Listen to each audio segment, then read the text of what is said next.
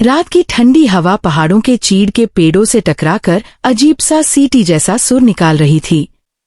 घना कोहरा, कड़ाके की ठंड और बीच जंगल में एक अकेला, थकाहारा 68 वर्षीय बूढ़ा, देवी प्रसाद।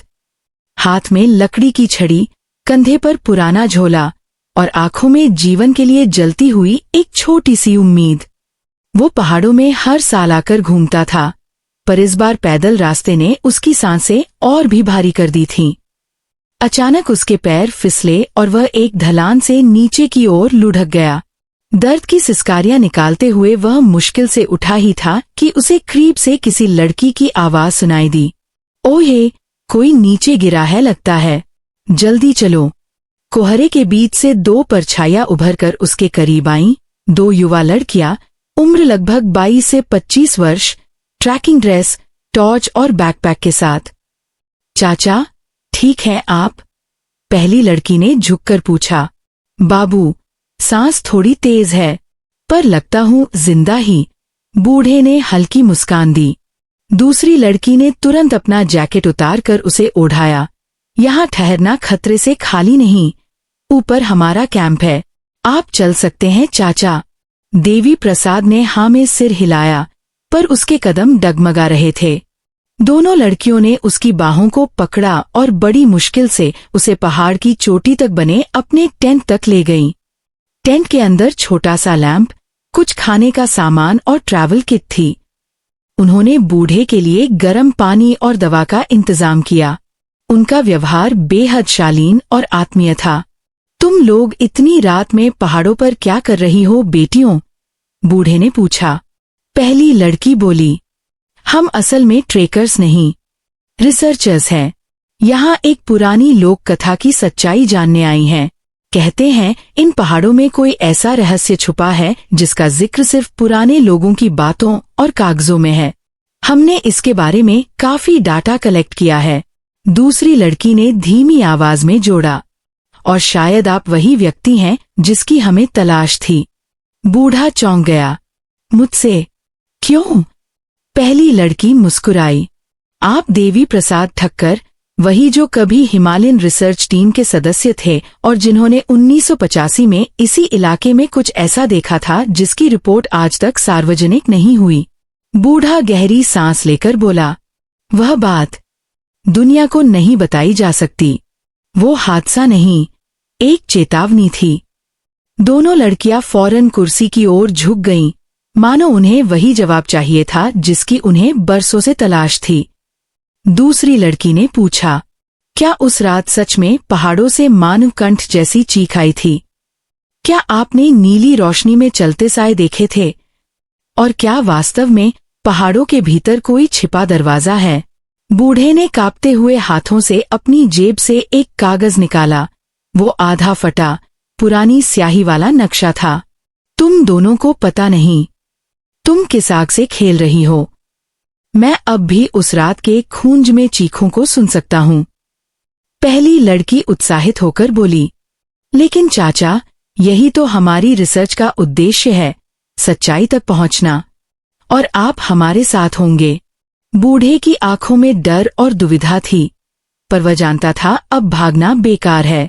उसने धीमी आवाज में कहा, अगर मैं तुम्हें सच बताऊं, तो शायद हम तीनों वापस न लौटें। टेंट के बाहर अचानक तेज सरसराहट, फिर किसी के पैरों की आहट सुनाई दी। लड़कियां सांस रोककर बाहर देखने लगीं। बूढ़े की आंखें फैल गईं। वो आवाज किसी मानव जैसी बिल्कुल नहीं थी। और तभी टॉर्च की रोशनी टेंट पर किसी ने बाहर से मारी। टॉर्च की रोशनी अचानक टेंट पर ऐसे पड़ी जैसे कोई बाहर से अंदर झांक रहा हो।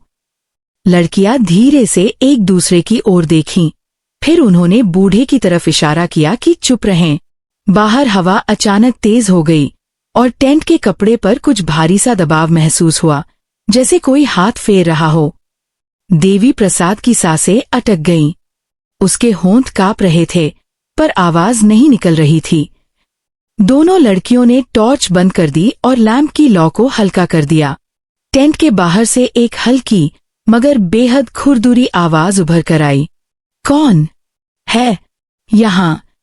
आवाज ऐसी थी मानो किसी गहरी गुफा के अंदर से पत्थरों पर रगड़े हुए अनसुने वर्षों पुरानी ध्वनि बाहर निकल रही हो। पहली लड़की रिया ने फुसफुसाते हुए कहा, शायद कोई स्थानीय गाइड या कोई और टूरिस्ट होगा, डरने की जरूरत नहीं। दूसरी लड़की नैना ने उसकी बात बीच में काट दी, नहीं, इंसान की आवाज ऐसा कंपन नहीं पैदा करती। मैंने ऐसी फ्रीक्वेंसी मॉनिटरिंग में सुनी है, ये सामान्य नहीं। बूढ़ा धीरे से बोला, मैंने कहा था, पहाड़ जीवित हैं, यहाँ हर परछाई सिर्फ परछाई नहीं होती। अचानक टेंट की जिप खुद ब खुद धीमी गति से ऊपर उठने लगी। रिया ने तुरंत चाकू निकाला, नैना ने स्प्रे पकड़ा और बूढ़ा पीछे की ओर सरक गया। जिप आधी खुली थी कि अचानक दोनों लड़कियां बाहर कूद पड़ी और टॉर्च ऑन कर दी। बाहर कोई नहीं था, मगर मिट्टी पर ताजे अजीब आकार के लंबे लंबे गहरे निशान दिखाई दे रहे थे, मानो किसी ने पैरों से नहीं बल्कि घसीटते हुए या रेंगते हुए वहां चलने की कोशिश की हो। अचानक रिया की नजर पहाड़ की चोटी की ओर गई, जहां कुछ सेकंड के लिए नीला धुंधला प्रकाश चमका और तुरंत गायब हो गया। नैना उत्साहित होकर बोली, यही वो सिग्नल है जिसके लिए हम आए हैं। यहाँ कोई एनर्जी सोर्स काम कर रहा है। देवी प्रसाद ने जोर से कहा, ये एनर्जी नहीं, वो द्वार है जिसके बारे में मैंने 1985 में रिपोर्ट लिखी थी, पर सरकार ने फाइल सील कर दी। उन्होंने कहा कि जनता इस सच्चाई को सुनकर दहशत में आ जाएगी। रिया ने पूछा, उस द्वार के पीछे क्या है? बूढ़े ने थरथराती आवाज में उत्तर दिया, एक अधूरा संसार, जहां समय और इंसान दोनों कैद हैं। टेंट से बाहर निकलते हुए तीनों पहाड़ की ऊंची ढलान पर चल पड़े। अंधेरा बढ़ता जा रहा था, हवा की आवाज कान फाड़ रही थी और जमीन पर जगह जगह विचित्र चिन्ह बन चुके थे। करीब आधे घंटे की चढ़ाई के बाद वे एक पुराने पत्थर के स्तंभ के पास पहुंचे, जिस पर कोई प्राचीन लिपि उकेरी गई थी। नैना ने अपना डिजिटल स्कैनर निकाला और उस स्तंभ पर डिवाइस लगाया। स्क्रीन पर तुरंत अजीब वेब फॉर्म्स नजर आने लगे। Non human frequency detected, memory shielding zone active. Riya ने चौंक कर पूछा, मेमोरी शील्डिंग जोन मतलब क्या कोई जगह इंसानों को उनकी यादें भूलने पर मजबूर कर सकती है? देवी प्रसाद ने धीमे स्वर में कहा, हाँ, जो भी उस द्वार के पार जाता है, उसके जीवन की सच्चाई, पहचान और उद्देश्य मिटना शुरू हो जाते हैं। 1985 में मैं भी उसी कगार तक गया था, पर मेरी टीम के 2 साथी, वह वाक्य पूरा नहीं कर पाया। उसकी आंखों में आंसू उतर आए। अचानक हवा रुक गई, एकदम पूर्ण सन्नाटा, इतना गहरा कि सांस लेने की आवाज भी अस्वाभाविक लगे। चांद की हल्की रोशनी में अब स्पष्ट दिख रहा था एक विशाल खुरदरे पत्थरों से बनी अर्धचंद्राकार आकृति, जो दीवार जैसी पहाड़ में धंसी थी। उस पर झाड़ियां उग चुकी थीं, पर बीच में एक छोटा अजीब त्रिकोणीय छेद था। वहीं से हल्की नीली रोशनी रुक रुक कर बाहर चमक रही थी। नैना ने टॉर्च अंदर की तरफ टटोलते हुए कहा, ये कोई पुरातन गुफा या सीक्रेट बंकर जैसा लग रहा है, लेकिन तकनीक इतनी उन्नत कैसे? देवी प्रसाद ने जवाब दिया, ये मानव निर्मित संरचना नहीं, ये पाथर पर्वत जनजाति का पवित्र प्रवेश द्वार है। एक ऐसी जनजाति जिसका अस्तित्व इतिहास की किताबों में नहीं, केवल कथाओं में मिलता है। रिया ने पूछा, पर इसका हमसे क्या लेना देना? क्या आप हमसे कुछ छुपा रहे हैं? बूढ़ा गहरी सांस लेकर बोला, तुम दोनों सिर्फ रिसर्चर्स नहीं, तुम दोनों उन्हीं खोई हुई पीढ़ियों से संबंधित हो जिनके पूर्वज कभी यहाँ रहते थे। तुम्हारे नाम, तुम्हारे शरीर पर जन्म से बने नीले तिल और तुम्हारे दस्तावेजों में दर्ज अनाथालय की उत्पत्ति, सब संकेत हैं तुम दोनों शायद इस द्वार की उत्तराधिकारी हो। दोनों लड़कियां हैरान, स्तब्ध और मौन। उनकी आंखों में सवालों का तूफान था। क्या उनका जीवन झूठ था? क्या उनकी पहचान अधूरी थी? क्या यह पर्वत उनका अतीत पुकार रहा था? तभी एक साथ 3 तेज नीले प्रकाश स्तंभ गुफा से निकलकर आसमान की ओर उठे। धड़कने इतनी तेज कि हवा भी थम गई। पहाड़ों में गूंजती रहस्यमयी ध्वनि। वापसी। समय। पूर्ण। रिया ने धड़कते दिल के साथ गुफा के छेद के पास हाथ रखा। नैना ने भी वही किया। अचानक पत्थर कंपन करने लगा और भीतर से अज्ञात शक्ति ने उनके चारों ओर नीला प्रकाश में वृत्त बना दिया। देवी प्रसाद ने घबराकर चिल्लाया, रुको, तुम्हें नहीं पता तुम किस दिशा में जा रही हो। ये शक्ति तुम्हें वापस नहीं छोड़ सकती। पर अब बहुत देर हो चुकी थी। दोनों लड़कियों की आंखें चमकने लगीं, जैसे उनके भीतर कोई पुराना स्मृति तंत्र जाग रहा हो। उनके कानों के पास धीमी आवाज गूंजी, घर, पहचान, नियति। गुफा का द्वार धीरे धीरे खुलने लगा। एक अंधेरा, पर अंदर कहीं गहराई में रहस्यमयी नीला प्रकाश। और उसके साथ अदृश्य कदमों की आवाज। गुफा के भीतर से निकली हवा अचानक बर्फ जैसी ठंडी हो गई, मानो किसी अनदेखी दुनिया का दरवाजा खुल गया हो। रिया और नैना उस नीली रोशनी की ओर खिंचती चली गईं। उनके चेहरे पर भय नहीं, बल्कि एक अजीब सी पहचान की बेचैनी झलक रही थी, जैसे कोई भूली हुई स्मृति उन्हें भीतर बुला रही हो। देवी प्रसाद कांपते हुए पूरी ताकत से चिल्लाया, मत जाओ। ये रास्ता सिर्फ लौटने का वादा करता है, वापसी की गारंटी नहीं देता। उसकी आवाज पहाड़ों में गूंजकर खो गई। पर दोनों लड़कियां जैसे सम्मोहित हो चुकी थीं। उनके कदम धीरे धीरे आगे बढ़े और जैसे ही उनका शरीर रोशनी के घेरे में पूरी तरह समा गया, हवा से एक तीखी धातु जैसी ध्वनि निकली। धम, धम, धम। पल भर में पूरा क्षेत्र कंपन से भर गया। पत्थर टूटने लगे। जमीन पर पड़ी सूखी पत्तियों ने उड़ना शुरू कर दिया। हवा का दबाव अचानक इतना बढ़ा कि बूढ़ा संतुलन खोकर जमीन पर गिर पड़ा। रिया ने हल्की, टूटी हुई आवाज में कहा, हमने ये आवाज बचपन में भी सुनी थी, रातों में, सपनों में।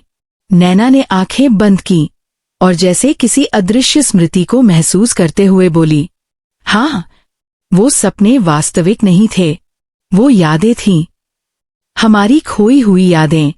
हमें यहां लौटना ही था। देवी प्रसाद ने पूरी ताकत से खुद को उठाया और घुटनों पर चलते हुए उनके हाथ पकड़ने की कोशिश की। तुम दोनों समझ क्यों नहीं रही? इस रास्ते में सिर्फ सच्चाई नहीं, बलिदान भी मांगा जाता है। अचानक हवा शांत हो गई। गुफा के अंदर से एक धीमी पर स्पष्ट आवाज उभरी। पुरुष स्वर नहीं, स्त्री स्वर भी नहीं, मानो कई आवाजें एक साथ बोल रही हों। स्वागत है, उत्तराधिकारियों। रीज और नैना की आंखों में नीली रोशनी प्रतिबिंबित हुई। उनकी पुतलियां हल्की गोल हो गईं, जैसे किसी ट्रांस अवस्था में पहुंच रही हों। गुफा के मुख पर चमकती हुई प्राचीन लिपि अब साफ दिख रही थी, मानो वो पढ़ने के लिए खुद को प्रकट कर रही हो। दृश्य और अदृश्य के बीच की दूरी धीरे धीरे मिट रही थी। पहाड़ों की चोटी पर अचानक बर्फ गिरना शुरू हो गया, जबकि आसमान साफ था। देवी प्रसाद ने खुद को संभालते हुए पत्थर का सहारा लिया और कांपती आवाज में बोला, मैंने 1985 में भी यही दृश्य देखा था। बस फर्क इतना है कि उस समय कोई लौटकर नहीं आया। रिया ने घूरते हुए पूछा, आपने उस दिन सच में क्या देखा था? हमें पूरा सत्य बताइए, अभी और इसी क्षण। बूढ़ा गहरी सांस लेकर बोला, हम 5 लोग इस जगह तक पहुंचे थे। मैं, दीपक, निखिल, सीमा और अरुणिमा। जैसे ही गुफा की लिपि चमकी, सीमा और अरुणिमा आगे बढ़ गईं। नीली रोशनी ने उन्हें अपनी तरफ खींचा। हम तीनों पीछे रह गए। उस समय हमने जो देखा, वो इंसानों की दुनिया से परे था। सीमा और अरुणिमा की चीखें नहीं सुनी गईं, बल्कि उनकी आवाजें गुफा की दीवारों में समा गईं। हम सिर्फ चमकते हुए धुंधले आकार देख पा रहे थे, और अगले ही पल उनके शरीर वहां से गायब हो गए। कोई निशान, कोई शव, कुछ भी नहीं। नैना के शरीर में सिहरन दौड़ गई। और फिर बूढ़ा बोला। दीपक डर के मारे पागल हो गया और गुफा की दीवारों पर सिर मारने लगा। निखिल ने उसे पकड़ने की कोशिश की, पर अचानक गुफा से निकली तेज चीख जैसी ध्वनि ने हम तीनों को अलग कर दिया। मैं किसी तरह बाहर भागने में सफल हुआ, पर निखिल और दीपक फिर कभी नहीं मिले। उस घटना के बाद मैंने महीनों तक बुरे सपने देखे। सरकार ने रिपोर्ट ली, मगर केस को मानसिक भ्रम कहकर बंद कर दिया। रिया ने गहरी आवाज में कहा, शायद वो भ्रम नहीं, शुरुआत थी। आज हम यहाँ इसलिए हैं क्योंकि अधूरा चक्र पूरा करना है। नैना ने गुफा की सतह को छुआ और अचानक गुफा की लिपि से नीले धुएं जैसी आकृति निकलकर उनकी हथेलियों पर चिपक गई। दोनों लड़कियां दर्द से कराह उठीं। धुआं त्वचा में समा गया। उनकी नसों में नीला प्रकाश दौड़ने लगा, जैसे प्राचीन रक्त सक्रिय हो रहा हो। देवी प्रसाद ने डर से चिल्लाया, रुको, इससे तुम्हारी चेतना, तुम्हारी आत्मा बदल जाएगी। रिया ने घबरा कर कहा, नैना, मेरे भीतर जैसे कोई बोल रहा है, कोई नाम, कोई भाषा। नैना अचानक पहाड़ों की उस लिपि को बिल्कुल साफ पढ़ने लगी, जैसे वह भाषा उसे जन्म से ही आती हो। वह धीरे धीरे पढ़ने लगी, वापस वही लौटेंगे जो अधूरे जन्म के उत्तराधिकारी हैं। बलिदान उनका होगा जो सत्य को रोकेगा। देवी प्रसाद ने एक कदम पीछे लिया। उसका चेहरा पीला पड़ चुका था। वो जैसे कुछ सोच रहा था, और अचानक उसकी आंखों में एहसास की आग जल उठी। तो इसका मतलब, तुम्हें रोका ही नहीं जा सकता, क्योंकि तुम्हारी किस्मत तय थी। रिया की सांसें भरी हुई थीं। चाचा, सच्चाई बताइए, हमारा अनाथ होना, क्या वो भी? देवी प्रसाद ने चुपचाप सिर झुका लिया। हाँ, तुम दोनों को पहाड़ों में मिला था। सरकारी रिपोर्ट में लिखा गया कि तुम किसी दुर्घटना के बाद जंगल में मिली, लेकिन असल में तुम दोनों इसी गुफा की दहलीज पर पाई गई थीं। उसी रात जब सब गायब हुए, हवा थम गई, चुप्पी चीखने लगी। रिया और नैना की आंखें नम हो गईं। उनके पैरों के नीचे पहाड़ का पत्थर अचानक हल्का स्पंदित हुआ, जैसे कोई अंदर से बुला रहा हो, जैसे दरवाजा अधूरा खुला हो और अब अंतिम निर्णय बाकी हो। नीले प्रकाश में घिरी गुफा अब केवल एक अंधेरा सुराख नहीं लग रही थी, बल्कि किसी सजग, जीवित सत्ता की तरह सांस लेती हुई प्रतीत हो रही थी। हवा में मौजूद ऊर्जा मानो उनकी धड़कनों से तालमेल बिठा रही थी। रिया और नैना की आंखों में भय और आकर्षण एक साथ तैर रहा था।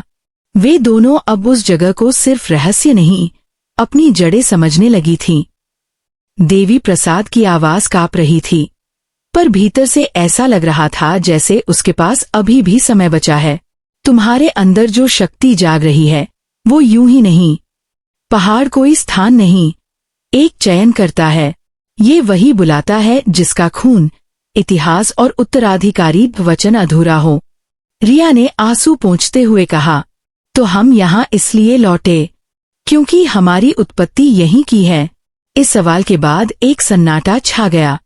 पहाड़ों की नमी भी जैसे थम गई। कुछ क्षण बाद अचानक गुफा के भीतर से 3 हल्की परछाइयां द्वार के पास उभरकर धुंधले आकारों में दिखाई दीं। वो इंसानों जैसी थीं, लेकिन चेहरे अस्पष्ट, केवल आंखों की जगह नीला प्रकाश चल रहा था। एक परछाई आगे आई और बिना होंठ हिलाए, बिना आवाज के, दिमाग के भीतर बोलती प्रतीत हुई। हमने तुम्हारा इंतजार वर्षों से किया है। तुम दोनों खोए हुए रक्त की संतानें हो। उत्तरदायित्व तुम्हारा है। नैना ने कांपते स्वर में पूछा, कैसा उत्तरदायित्व? परछाई पास आकर कहने लगी, हमारी सभ्यता मृत्यु से नहीं मरी, त्याग से रुकी। हमने समय को बांध दिया ताकि विनाश पृथ्वी पर न फैले, लेकिन समय की मुहर केवल वंशज ही खोल सकते हैं। आज वही मुहर जाग उठी है क्योंकि तुम दोनों यहाँ उपस्थित हो। निर्णय अब तुम्हारा है, या दुनिया को सच्चाई दो, या समय को हमेशा के लिए बंद रहने दो। रिया ने अविश्वास से पूछा, क्या हम भाग नहीं सकते? परछाई बोली, भागना चुने हुए का विकल्प नहीं, केवल अस्वीकार करने वालों का भ्रम होता है। देवी प्रसाद की आंखों में भय अब अपराध बोध बन चुका था। मैंने इन्हें बचाने की कोशिश की, पर शायद मैंने ही इन्हें नियति से दूर करके मृत्यु से भी भयानक जीवन दिया। नैना धीरे धीरे देवी प्रसाद के पास आई और बोली, आपने हमें बचाया या हमें रोका? बूढ़े ने देखा कि उसकी पलकों पर आंसू अटक चुके हैं।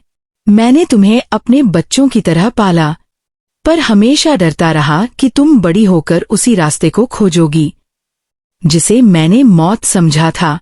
रिया ने अचानक गुफा के प्रकाश से प्रभावित होकर भीतर झांका। उसे अंदर एक प्राचीन वृत्ताकार पत्थर उम्मंच दिखा जिस पर 8 चमकती आकृतियां उकेरी थीं।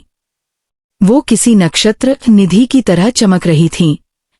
नैना ने उसकी दिशा में देखते हुए कहा, ये कोई साधारण गुफा नहीं, ये एक समयक संरचना है जहां न उम्र बढ़ती है न मृत्यु पूरी होती है।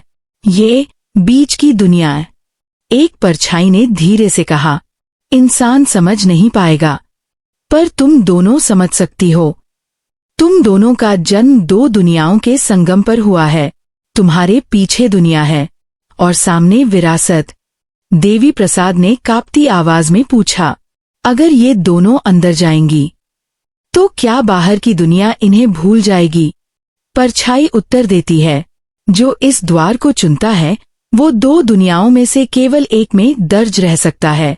या तो इनमें इस दुनिया की स्मृति रहेगी या पहाड़ इन्हें अपने समय में दर्ज करेगा। दोनों जीवन एक साथ संभव नहीं। यह सुनकर हवा भारी हो गई। नैना ने रिया की ओर देखा, अगर हम वापस जाते हैं तो हम जान पाएंगी कि हमारा जन्म कहाँ हुआ, हमारे माता पिता कौन थे, क्या वो जिंदा हैं? रिया ने धीमी मुस्कान दी, और अगर हम बाहर लौटें तो शायद पूरी जिंदगी एक सवाल बनकर जीना पड़ेगा। देवी प्रसाद ने उनकी ओर बढ़ते हुए कहा, मैंने पूरी उम्र इस जगह से भागकर बिताई, पर भागकर भी जी नहीं पाया। अगर तुम जाना चाहो तो जाओ, लेकिन याद रखना, पहचान पाना और पहचान निभाना 2 बहुत अलग कर्म हैं। अचानक जमीन पर कंपन शुरू हुआ। गुफा का द्वार और अधिक खुल गया। नीली रोशनी अब केवल प्रकाश नहीं बल्कि धड़कन बन गई। परछाइयां दूर हटकर मार्ग दे चुकी थीं। नैना ने देवी प्रसाद का हाथ पकड़कर कहा, आप हमें यहां तक लेकर आए, क्या अब हम अकेले जाएंगे? देवी प्रसाद बोले, निर्णय मेरा नहीं, तुम्हारा है, लेकिन अगर तुम चाहो तो मैं तुम्हारे साथ मरने तक चलूंगा, पर तुम्हारी जगह जी नहीं सकता। रिया ने गहरी सांस ली। फैसला मिलकर करेंगे, लेकिन उससे पहले हमें ये जानना होगा कि असल में हमारे माता पिता कौन थे और ये दुनिया चाहती क्या है। गुफा की गहराई से अचानक आवाज आई, नाम जानना ही सब नहीं, नाम निभाना ही नियति है। तीनों ने भीतर कदम बढ़ाया और जैसे ही पहला पत्थर उम्मंच स्पर्श हुआ, समय का प्रवाह ठहरने लगा। उनके चारों ओर हवा नहीं, नीला तरल प्रकाश बहने लगा और दूर से कोई एक और आवाज धीरे से गूंजी, अधूरा सत्य अब पूर्ण होगा। नीला तरल प्रकाश उनके चारों ओर घूमता हुआ मानो उन्हें किसी दूसरे आयाम में परिवर्तित कर रहा था। हवा सुगंधित हो गई, जिसमें चीड़, गीली मिट्टी और किसी अनजानी जड़ी की महक मिली हुई थी। आवाजें अब कहीं दूर से नहीं, बल्कि उनके मन के भीतर गूंज रही थी, जैसे पहाड़ की आत्मा उनसे सीधे संवाद कर रही हो। जैसे ही वे तीनों उस प्रकाश की सीमा के भीतर पहुंचे, जमीन उनके पैरों तले ठोस नहीं रही। उन्हें महसूस हुआ कि वे किसी लहरदार सतह पर खड़े हैं, जहां समय और स्थान दोनों ही लचीले हो चुके थे। उनके शरीर हल्के होने लगे, लगभग भारहीन। अचानक हर दिशा में अंधेरा छा गया, गहरा लेकिन भयावह नहीं, बल्कि गर्भ जैसा, जहां कुछ नया पैदा होने वाला हो। कुछ ही पलों में अंधेरा पीछे हट गया और वे खुद को एक विशाल पत्थर के सभागार में पाए। उसे देखकर लगता था जैसे कई हजार साल पुरानी पर अब भी जीवित सभ्यता का केंद्र हो। दीवारों पर उकेरी गई लिपियां गर्म धुंधले नीले रंग में चमक रही थीं। उनकी भाषा अनजानी थी, पर उनके मन में अपने आप अर्थ उमड़ रहे थे। सबसे पहले नैना के मुंह से शब्द निकले, ये जगह स्मृति कक्ष, मेमोरी हॉल है। रिया ने चारों ओर नजर घुमाई। यहाँ हमारी कहानी लिखी हुई है, पर किसी मानव भाषा में नहीं, आत्मिक लिपि में। देवी प्रसाद स्तब्ध खड़े थे। उन्होंने यह कल्पना कभी नहीं की थी कि गुफा के भीतर ऐसी जगह हो सकती है जहां ज्ञान पत्थरों पर नहीं, ऊर्जा पर लिखा हो। उन्होंने हाथ बढ़ाकर दीवार को छुआ, लेकिन लिपि अचानक बदल गई और उनके हाथ लगभग झुलसने लगे। तभी एक परछाई, जो अब पहले से अधिक स्पष्ट और मानवीय आकृति में थी, उनके सामने प्रकट हुई।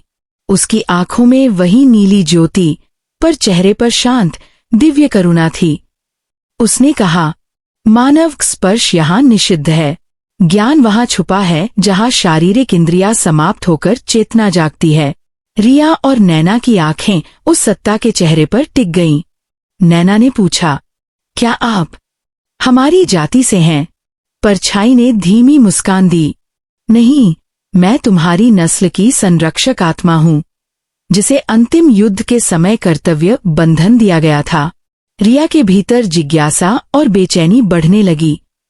हम औरों से अलग क्यों? हमारा जन्म क्यों छुपाया गया? हमारे माता पिता कहाँ हैं? वो सत्ता कुछ पल मौन रही, फिर बोली, तुम दोनों खोई हुई वंशरेखा की अंतिम कड़िया हो। जब युद्ध हुआ था, तुम दोनों को सुरक्षित रखने के लिए समय सर्कल में डाल दिया गया। तुम्हारे माता पिता अपने भविष्य और हमारी दुनिया की रक्षा करते हुए बलिदान दे चुके हैं। शब्द हवा में गिरे और चुप्पी की वेदना बनकर गूंजने लगे। रिया का दिल जैसे टूट गया। मतलब, वे वापस नहीं आ सकते। सत्ता ने कहा, मृत्यु हमारे आयाम में अंत नहीं, रूपांतरण है। उनकी आत्मा तुम्हें देख रही है, पर उनका भौतिक अस्तित्व नहीं लौट सकता। नैना ने आंखें बंद की, आंसू गालों पर बह चले। हमने तो उन्हें कभी देखा भी नहीं। सत्ता धीरे से आगे आई और उनके सिर पर हाथ रखकर बोली, कभी अनजानी विरासत ही सबसे बड़ी ताकत होती है। अब दीवारें स्वयं बदलने लगी। लिपियां हिलती हुई चमकी और दो गोलाकार दृश्य पोर्टल बने। पहले पोर्टल में बर्फीले पहाड़, नदियां, खुला आसमान और सामान्य मनुष्यों का संसार दिखाई दिया। दूसरे में उज्ज्वल ऊर्जा का ऐसा संसार जहां लोग नहीं, बल्कि रूप और चेतना का विकास होता था। सत्ता ने कहा, इन दोनों में से एक दुनिया तुम्हें चुननी होगी। अगर तुम मानव जगत चुनोगी, और तुम्हें सामान्य जीवन मिलेगा, पर तुम अपना इतिहास भूल जाओगी। यह रात कभी याद नहीं रहेगी। और अगर तुम ऊर्जा जगत चुनोगी, तुम शक्ति और ज्ञान की उत्तराधिकारी बनोगी, पर फिर लौटकर मनुष्यों में नहीं जी पाओगी। तुम्हारी पहचान मानव नहीं, संरक्षक होगी। हवा में सूक्ष्म गूंज उठी। सत्ता आगे बोली, लेकिन ध्यान रहे, निर्णय एक बार होगा और अपरिवर्तनीय होगा। देवी प्रसाद, जिनकी आंखों से अब पछतावा बह रहा था, बोले, तुम दोनों जो भी चुनो, मैं तुम पर गर्व करूंगा। मैंने तुम्हें छुपाया, पर अब तुम्हें रोकूंगा नहीं। रिया ने उनके हाथ पकड़ते हुए कहा, आप हमारे लिए पिता जैसे थे। अगर आप हमें खो देंगे तो क्या हम जी पाएंगे? बूढ़ा फूट पड़ा, मैंने तुम्हें पाया नहीं था, तुमने मुझे जीवित रखा। कुछ सेकंड तक तीनों मौन रहे। फिर नैना ने कहा, हम दुनिया को सिर्फ जवाब नहीं, मकसद देकर जाना चाहते हैं। रिया ने उसकी बात दोहराई, और शायद पहचान वहीं पूरी होगी जहां वो शुरू हुई। दोनों बहनें एक दूसरे का हाथ थामकर आगे बढ़ी। सत्ता की आंखों में गर्व का तैरता समुद्र दिखाई दिया। नीली हवा फिर से मंत्र नाद करने लगी।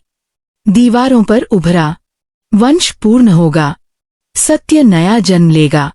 पोर्टल धीरे धीरे और अधिक चमकने लगे। अब सिर्फ निर्णय का क्षण शेष था, एक ऐसा क्षण जो दो अस्तित्वों का भविष्य बदलने वाला था। नीलम, रूहानी, बूढ़ा बाबा श्रीधर, तीनों अब उस रहस्य के अंतिम मोड़ पर खड़े थे जहां इंसानी लालच, खोई हुई मोहब्बत, अधूरी विरासत और नियति का खेल एक साथ धड़क रहा था। पहाड़ों की ठंडी रात, हवा की गहरी सनसनाहट और सामने खड़ा वो पुराना लकड़ी का संदूक, जैसे किसी अनजाने सत्य की सांस ले रहा हो। अंदर सिर्फ दौलत नहीं थी, बल्कि एक ऐसा सच कैद था जिसने तीनों की जिंदगी बदलनी ही थी, चाहे किसी की कीमत पर क्यों ना बदलनी पड़े। श्रीधर कांपते हाथों से संदूक खोलने लगे, पर इस बार उनके मन में डर किसी और चीज का था। क्या सच सामने आने पर नीलम और रूहानी का भरोसा टूट जाएगा? क्या वे उन्हें अब भी गुरु, दोस्त, रक्षक की तरह ही देखेंगी? संदूक खुला। अंदर सोने के सिक्के, पुरानी मोहरें, चांदी के बर्तन और एक गहरे लाल रंग की लिफाफा बंद चिट्ठी थी। चिट्ठी के ऊपर लिखा था, जिसके हाथों ये सच पहुंचे वो पहले खुद से पूछे, क्या वो इसके लायक है? रूहानी ने फुसफुसाया, बाबा, ये किसका लिखा है? श्रीधर की आवाज टूटी हुई थी, मेरी पत्नी का है। उस पल सच ने उन्हें छुआ। श्रीधर किसी दौर में मात्र एक साधारण गरीब इंसान नहीं थे, वे पहाड़ी राजघराने के विश्वास पात्र और खजाने के वारिस थे। लेकिन उनके भाई समान मित्र ने उन्हें धोखा दिया, उन पर चोरी का आरोप लगाया और उनकी पत्नी व नवजात बेटी उनसे हमेशा के लिए छीन ली गई। उन्होंने चिट्ठी खोली और शब्द हवा में तैरते हुए जैसे रो पड़े, अगर तुम ये पढ़ रहे हो तो शायद तुम अभी भी जिंदा हो। मैंने तुम्हें हर जगह खोजा पर मिल न सकी। हमारी बेटी अब जवान हो चुकी होगी। अगर कभी भाग्य उसे तुम्हारी ओर ले आया तो तुम उसे पहचान लोगे। वह तुम्हारी आंखें लेकर आई होगी। नीलम और रूहानी की धड़कनें एक पल के लिए रुक गईं। दोनों के माथे पर वही हल्का सा नीला तिल था जो उन्हें हमेशा अजीब लगता था, और दोनों की आंखों का रंग बिल्कुल श्रीधर जैसा था, असाधारण गहरा बादामी। नीलम की आवाज कांपी, बाबा, हम क्या आपकी? श्रीधर की आंखें भर आईं, लेकिन उनके चेहरे पर एक दर्दनाक मुस्कान उभर आई। मुझे नहीं पता किसे खोया, किसे पाया, पर अगर ईश्वर ने मुझे तुम्हारी रूप में दूसरा अवसर दिया है तो मैं उसे स्वीकार किए बिना मरना नहीं चाहता। तभी पुराने मंदिर के बाहर वो तीसरा परछाई फिर दिखी, जो इन दोनों लड़कियों का पीछा कर रहा था। इस बार कदमों की ध्वनि और तेज थी। बाबा ने धीमे से फुसफुसाया, अगर ये सच किसी को मंजूर नहीं तो वो हमें रोकने जरूर आएगा। दरवाजा जोर से खुला। अंदर वही शख्स था जिसने वर्षों पहले उनकी जिंदगी तबाह की थी। श्रीधर का पुराना साथी, अब पहाड़ों का ताकतवर नेता और गांवों के बीच भय का नाम, राजवंत। उसने हंसते हुए कहा, तो आखिर मिल ही गया मेरे राज का आखिरी टुकड़ा, और शायद तुम्हारी खोई हुई औलाद भी। लेकिन नीलम और रूहानी अब डरी नहीं थी। उनकी आंखों में आंसू और ज्वालामुखी साथ साथ थे। रूहानी चिल्लाई, हम कोई दौलत नहीं, अपने खून का सच लेने आए हैं। नीलम ने संदूक की भारी ढक्कन उठाकर जोर से बंद किया। आवाज पत्थरों से टकराकर गूंज उठी। बाबा ने दोनों को पीछे खींचा, जैसे अब पहली बार वे कमजोर नहीं बल्कि पिता बने हों। राजवंत ने बंदूक निकाली। ये खजाना और ये लड़कियां, दोनों मुझे चाहिए। बाहर अचानक डरावनी हवा नहीं बल्कि घंटियों की तीव्र आवाज सुनाई दी, मानो पूरा मंदिर जीवित हो गया हो। पहाड़ी तूफान ने द्वारों को धक्का दिया। आग की लपटें दिए से भड़क उठीं और एक ऊर्जासी गुफा में फैल गई। राजवंत डगमगाया, पर उसकी नीयत नहीं बदली। वो ट्रिगर दबाने ही वाला था कि रूहानी ने वह पुरानी धूल भरी लाल चिट्ठी उठा ली और चिल्लाई, अगर इस चिट्ठी का सच दुनिया में गया तो तुम सिर्फ गिरोगे नहीं, इतिहास से मिट जाओगे। नीलम तेज आवाज में बोली, आज फैसला दौलत का नहीं, खून का होगा। राजवंत ने एक पल हंसी, लेकिन उस हंसी में डर था। श्रीधर ने आगे बढ़कर शांत पर दृढ़ आवाज में कहा, तुमने मुझसे सब छीना, लेकिन नियति ने मुझे दोहरी तरह लौटाया। अब मेरी हार नहीं होगी। चाहे कीमत मेरी जान ही क्यों न हो। यह सुनते ही बिजली सी चमकी और मंदिर की छत से कुछ पत्थर गिरने लगे। राजवंत डरकर बाहर भागा और पहाड़ी रास्ते की तरफ दौड़ते हुए फिसला। उसकी चीख गहरी घाटी में गूंजती हुई दूर कहीं खो गई। हवा शांत हो गई, आग की लपटें मंद हो गईं। मंदिर के अंदर सिर्फ 3 धड़कनें बचीं और अनंत मौन। नीलम ने कांपते हुए कहा, अगर आप चाहते हैं तो आज से हम आपको बाबा नहीं, पिता कहेंगे। श्रीधर उस पल टूटे नहीं, बल्कि पूरे जीवन में पहली बार संपूर्ण हो गए। उन्होंने दोनों को सीने से लगा लिया और पहाड़ों ने पहली बार सर्द रात में गर्म सांस ली। उस संदूक की दौलत को उन्होंने वहीं छोड़ दिया। नीलम और रूहानी ने कहा, हमारा असली धन आप हैं, ये रिश्ता है, ये सच है। श्रीधर ने वो चिट्ठी मोड़कर अपनी छाती में रखी और बाहर पहाड़ों की चोटी पर उगते पहले सूरज ने एक नई कहानी लिख दी, जहां खजाने से बड़ी चीज रिश्ते, खून से बड़ी चीज सच्चाई और खोए सालों से बड़ी चीज मिलने के पल बन गए। इस तरह पहाड़ों ने एक बूढ़े को सिर्फ 2 लड़कियां नहीं दी, बल्कि उसकी 2 जन्मी हुई जिंदगियां वापस लौटा दी।